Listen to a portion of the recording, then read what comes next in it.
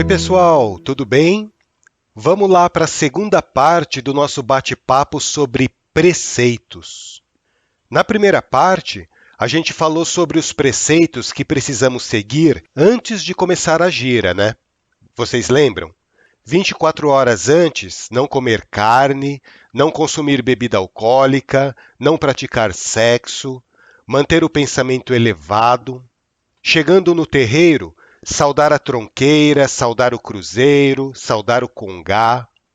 E nessa segunda parte, a gente vai falar sobre os preceitos que precisamos seguir durante e depois da gira. Meu nome é Evandro Tanaka, eu sou médium umbandista, e nesse podcast a gente fala sobre umbanda, espiritualidade e mediunidade.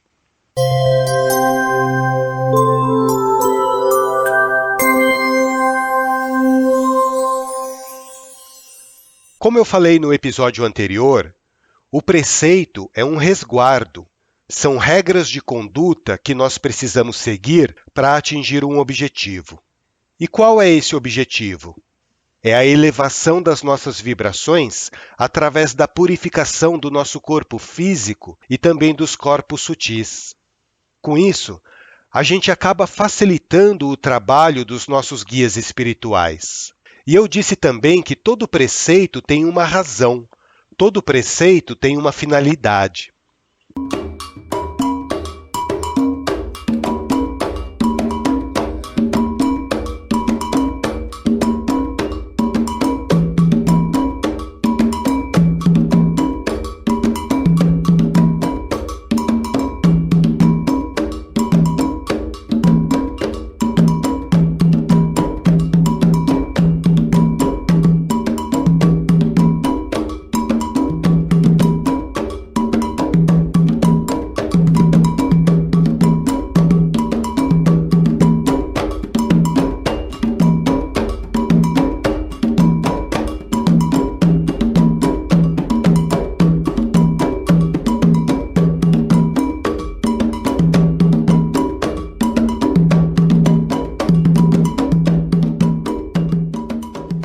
Um outro preceito que existe na Umbanda é o cuidado que a gente precisa ter com a roupa de santo. Quando a gente fala roupa de santo, a gente está se referindo a uma roupa que para nós umbandistas é sagrada. É aquela roupa que é destinada exclusivamente para os trabalhos espirituais. A roupa de santo também é um importante instrumento do trabalhador umbandista, e ela precisa ser cuidada com muito carinho. Na Umbanda, nós utilizamos a roupa branca, não é verdade? E a utilização do branco tem muitos significados. A roupa branca simboliza, acima de tudo, a energia de Oxalá. Oxalá que é justamente o orixá maior, o orixá que coordena a egrégora da Umbanda. O branco, além de simbolizar a paz, também simboliza a irradiação de todos os outros orixás, porque o branco é a união de todas as cores. Mas o branco também tem a função energética de irradiação, ao contrário do preto, que tem uma função absorvedora. Vocês já andaram no sol de roupa preta? A gente não sente muito mais calor quando está usando uma roupa preta? Porque o preto absorve o calor dos raios do sol. O branco não. O branco, ele não segura a energia. Ele deixa o calor fluir. Então, quando você está usando uma roupa branca, o raio de sol bate no branco e se dissipa. Com as energias espirituais acontece a mesma coisa. A energia passa pela roupa branca e se dissipa. Ela não fica acumulada no tecido. Bom, mas vamos lá. Falando da roupa branca como um preceito. Para que serve a roupa de santo? A roupa, como qualquer outro instrumento de trabalho na Umbanda, com o tempo vai ficando imantada pelas energias da casa. E essas energias acabam ficando impregnadas no tecido. Por isso que a gente pede para os trabalhadores não usarem a roupa de santo em outros locais que não seja o terreiro. Eu já vi muita gente que sai da gira de roupa branca e vai passear, vai na pizzaria, vai para o boteco, vai visitar pessoas. Isso é totalmente errado. O ideal é usar a roupa de santo apenas para os trabalhos mediúnicos. A gente precisa adquirir o hábito de colocar a roupa branca minutos antes de começar a gira e tirar a roupa branca assim que termina o trabalho. Porque assim, a roupa branca ela não vai se contaminar com as outras energias.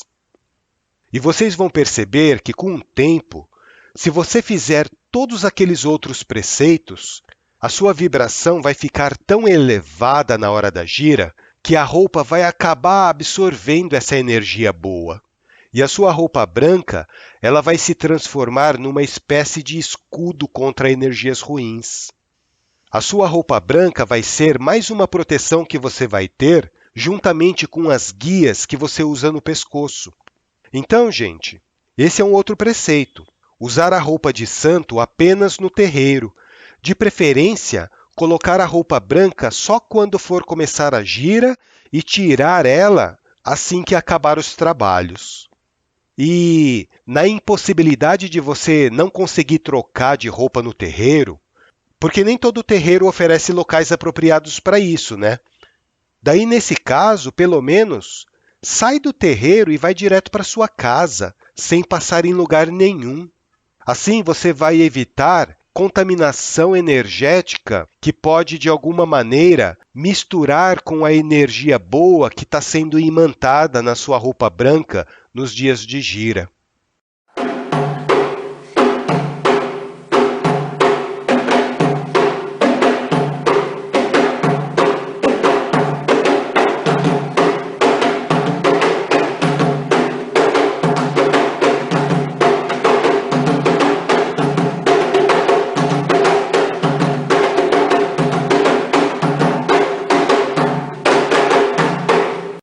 E qual outro preceito que a gente tem que observar durante a gira?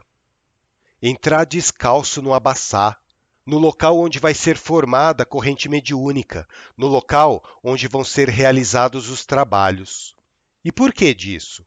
Quando a gente fica descalço, o nosso corpo físico entra em contato direto com a terra. E isso favorece o descarrego de energias pesadas. A gente acaba atuando como um fio terra. A energia passa por nós e ela é descarregada com o contato dos nossos pés com o chão. Numa gira, é totalmente desaconselhável de usar qualquer tipo de calçado, porque isso vai provocar um acúmulo de energia no seu corpo que pode vir até mesmo a ser prejudicial.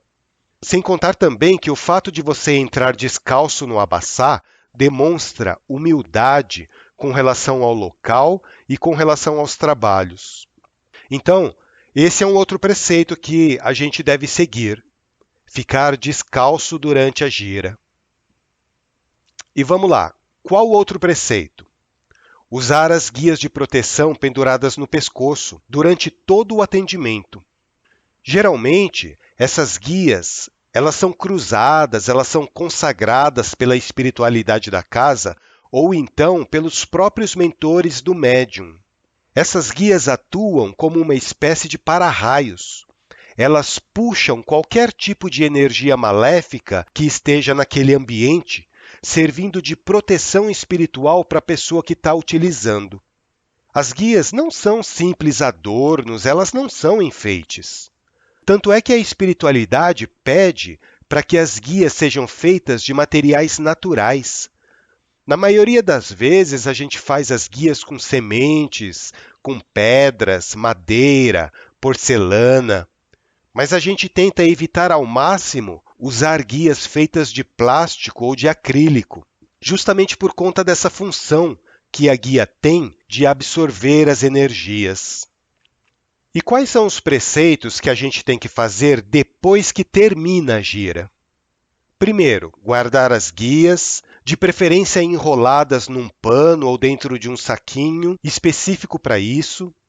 Tirar a roupa branca, como eu já tinha dito antes. E na hora de ir embora, ir até o congá, fazer um agradecimento pelos trabalhos que foram realizados. Depois ir até o cruzeiro, agradecer pelas almas que foram encaminhadas naquele dia.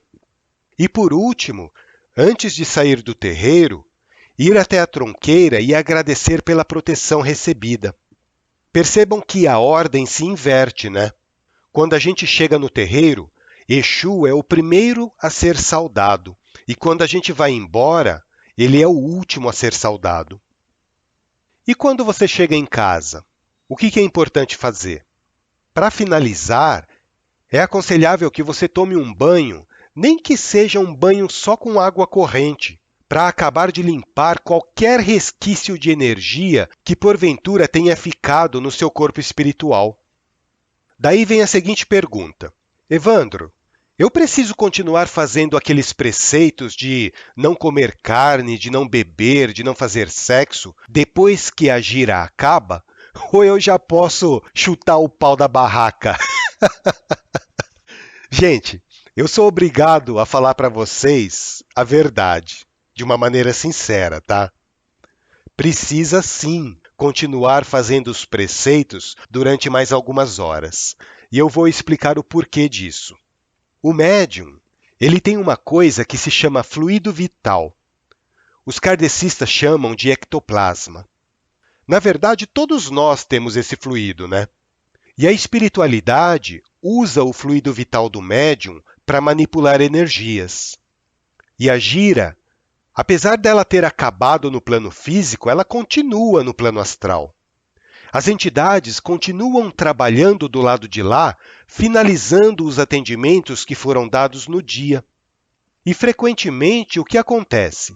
As entidades precisam continuar extraindo do médium, durante mais algum tempo, aquele fluido vital, mesmo que o médium já não esteja mais fisicamente no terreiro. Às vezes, os guias espirituais continuam solicitando a participação do médium até depois que o médium vai dormir. Não são raras as vezes que o médium que participou de um trabalho continua ajudando seus guias espirituais quando se projeta para o plano astral, enquanto o seu corpo físico está adormecido. E se o corpo físico do médium ficou poluído nesse meio tempo, toda a ajuda que o médium poderia oferecer para a espiritualidade vai por água abaixo. Os espíritos, muitas vezes, acabam ficando sem recursos para finalizar os atendimentos que começaram justamente por uma imprudência do médium. Vocês entenderam a importância de continuar os preceitos até a hora de ir dormir? Daí, no dia seguinte, sim, a pessoa pode relaxar, ela pode voltar à vida normal. Mas, pelo menos, de 8 a 12 horas após o término da gira, é aconselhável que o trabalhador umbandista permaneça firme no preceito. A espiritualidade agradece muito por isso.